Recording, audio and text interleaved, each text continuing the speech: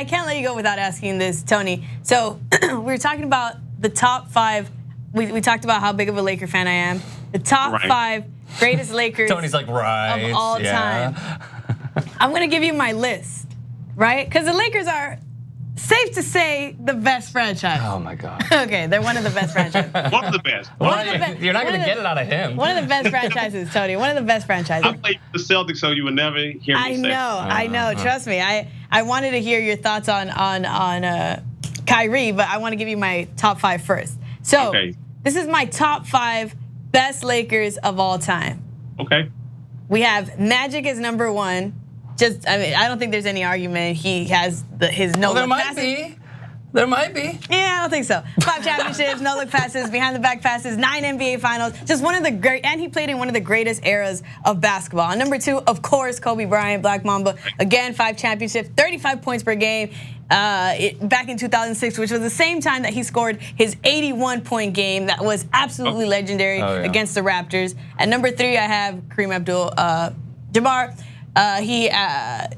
He had a better. I was kind of hesitant on putting him on number 3 or 4, but I'm surprised he's not higher. No, I'm not. Okay. So I was gonna do him on 4. The only reason I put him on 3 was because though I feel like his best years were in Milwaukee, to be honest, because he had didn't he have like that? What? Yeah, he did. He had a lot of his best years in Milwaukee. Absolutely. He won 5 titles with the Lakers and Magic. I mean, his skyhook shot is absolutely legendary. Best shot of all time, in my opinion. So that's why I kept him as number 3. And right under him is Shaq. 8 years with the Lakers. Shaq would have been higher had he been in the franchise a lot longer. But 8 years, he did a lot of work in 8 years. 3 championships, 36 points, 15 rebounds during his finals appearances. You know, just 36 Elgin points. Baylor, keep going. Tell me about Elgin Baylor.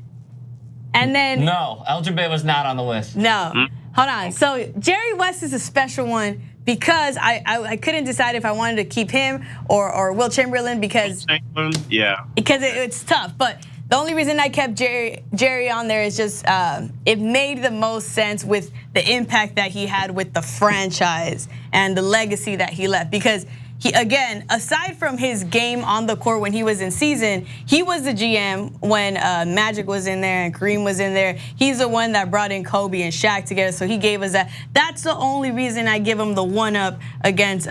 Tony's ready to like unload, right? Yeah, he can take off.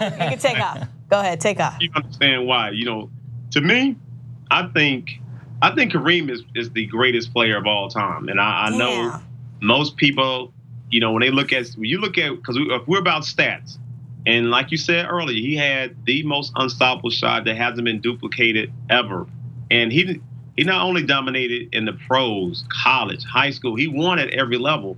And when you look at a player who has had as many MVPs as him, and he really didn't have to dribble the ball down the court. You know, so we look at how today's game is. It might be tougher for him in today's game, but he dominated during his time on both sides of the ball. And if you look at stats, I really can't say, you know, when this guy was, you know, National Player of the Year 3 times, he won high school, he won multiple championships in the NBA. Kareem would have to be top of that list. You know, then maybe it's a toss-up between Magic and Kobe. My frat brother Shaq, you know, I love him to death, and Shaq was dominant during his time with the Lakers. Jerry West, you know, you can't leave the logo off being a top 5, but I still just think top of that list would be Kareem. And I know Magic was flashy with the passes. He's so entertaining to watch. Yes, he is. But Kareem, the captain, took care of business. Like he needed the captain to win them championship. Because without the captain, I know he won with when he was going. I think Kareem got hurt against Philadelphia. He stepped in. But let's get serious here. Who got them that far? Yeah. That sky hook was the most unstoppable shot that we've ever seen. And Kareem, I guess, because of his personality, you know, he wasn't as charismatic as most of the other guys are personality-wise. But you know, when he stepped on the court, Kareem delivered. Yeah, he put in work, absolutely. And again, I'm not even gonna argue like his skyhook shot to this day. He's the greatest scorer ever. And he's the greatest scorer, absolutely. It's the best shot of all time. But I can't have him at number 1 because. Tell me why. because Magic was more entertaining to watch. He played in the just like Kareem did. He played in the Golden Era. A lot of guys entertained that didn't win anything. But Magic was like an architect to the game of what it is today. Yes, he is, but you have to have a player like Kareem. Absolutely, I'm not discrediting. That's why he's in my top 5. Would I put him on number 1? But Kareem, I don't know how many championship Magic would have won. To be honest with you, you and I will never know that. I think Kareem was just that dominant that you needed. He was good. And think about this: he was also a really good shot blocker. Like you could not enter into that paint without him being there, altering shots. And I don't know how great a defensive player Magic was. He was decent. Wait, really? He was decent. What all NBA team was Magic on? The only point that I would make in favor of Magic if I were playing devil's advocate, because I think Kareem is the greatest Laker that has ever played, especially when you're the best scorer that has ever lived, along with all the defensive prowess that he had. The one thing that I could point towards is that when Kareem went down, Magic's rookie year, he was inserted into the 5, and that gave him unicorn status. Yeah, that would be the only argument that anybody could make.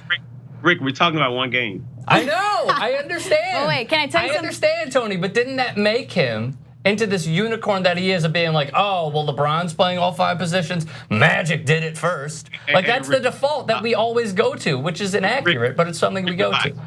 Rick, you have to relax. It's one game, man. I mean, he had a unbelievable one game. It was.